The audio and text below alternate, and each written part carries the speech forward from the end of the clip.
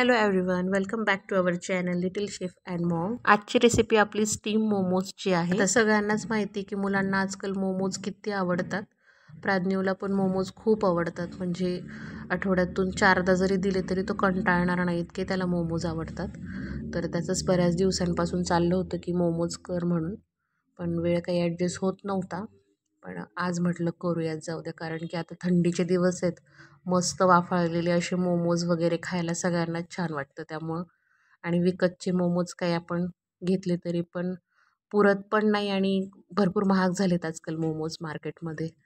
तर फार काही वेळ नाही लागत. मोमोची रेसिपी तशी सोपी आहे. तर इथे मी चॉपरमध्ये सिमला मिरची, कोथिंबीर कट करून घेतली आणि मग थोडंसं खाली जातं ते थोडं अर्धवट चॉप करून घेतलं. त्यामुळे त्याच्यामध्येच मी कांदा ॲड केला आहे एक.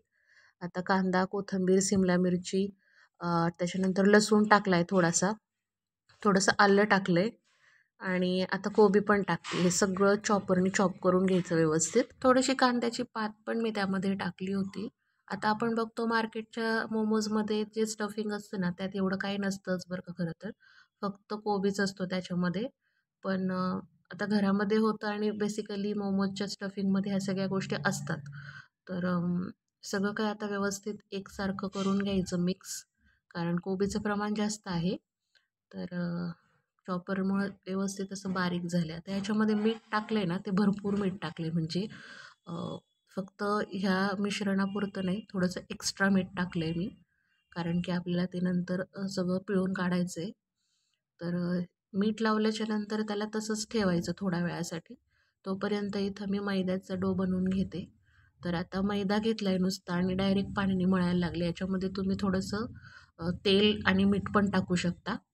पण कसं आहे की वरची पारीला मीठ नसेल तरी चांगलं असतं आणि काहीच न टाकता जर तुम्ही मळालं ना, तर ते कलर त्याचा थोडासा व्हाईट राहायला मदत होते. बाकी तेल वगैरे तुम्ही टाकू शकता, काही प्रॉब्लेम नाही आहे. आता एकदम घट्ट होईल शक्य तितकं घट्ट मी मळलं हे आणि त्याला आता एक 5-1 मिनिट आपण ठेवायचं तसंच.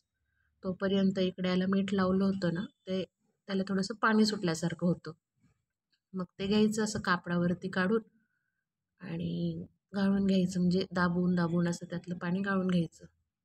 आता हे पाणी थोडंसं खारट असतं, पण तुम्ही त्याला व्हेजिटेबल स्टॉकसारखं वापरू शकता किंवा एखादं तुम्हाला सूप वगैरे करायचं असेल तर वापरू शकता. पण फार काही पाणी निघत नाही. ड्राय झालं हे मस्त. स्पॅच्युलाच्या मदतीने थोडंसं सुट्टं सुट्टं करून घ्यायचं आणि त्याच्यामध्ये मी फक्त मिरपूड टाकलेली आहे. बाकी काहीच टाकायचं नाही याच्यामध्ये, जास्त मसाले नसतात. फक्त मिरपूड टाकायची आणि व्यवस्थित मिक्स करून घ्यायचं. आता गॅसवरती कढई ठेवून मी त्याच्यामध्ये थोडंसं पाणी घेतलेलं आहे आणि त्याच्यावरती चाळणी ठेवून मी स्टीमर तयार करते. इडली पात्रामध्ये पण आपण करू शकतो, पण मी म्हटलं की ठीक आहे, कढईमध्ये पण ते व्यवस्थित होतं, काही प्रॉब्लेम नाही आहेत. तर आता मी चाळणीला थोडंसं तेल ग्रीस करून घेतलेलं आहे आणि त्याच्यावरती झाकण ठेवून पाणी पटकन गरम होण्यासाठी झाकण ठेवून इकडे आपलं एक मोठी पोळी मैद्याची लाटून घेते. छोटे छोटे बॉल्स करून आपण सेपरेट सेपरेट पण छोट्या छोट्या पुऱ्या करून मग त्यामध्ये पण भरू शकतो. पण असं केलं की थोडंसं एकसारखं पण होतं, म्हणून मी एक मोठी पोळी केली आणि ग्लासने ते असं कट करून घेतलं. आता साईडचं असं काढून घ्यायचं, थोडंसं लाटून घ्यायचं, कारण की ते थोडंसं जाड वाटत होतं मला. वरची पारी शक्यतो पातळच ठेवायची आणि त्याच्यामध्ये सारण भरून शेप द्यायचा. आता शेप काय मला एवढे परफेक्ट येत नाही, पण जसे जमतील तसे मी केलेले आहेत.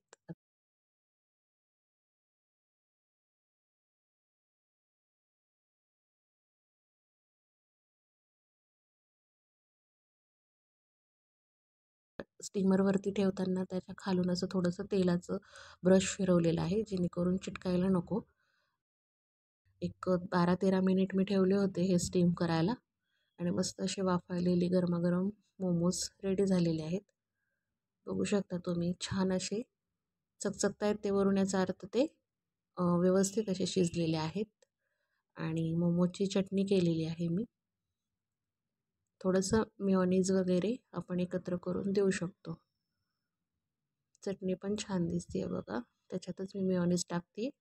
मस्त गरमागरम असे मोमोजची रेसिपी. आवडली असेल तर व्हिडिओला लाईक करा, चॅनलला सबस्क्राईब करा. Thank you very much for watching.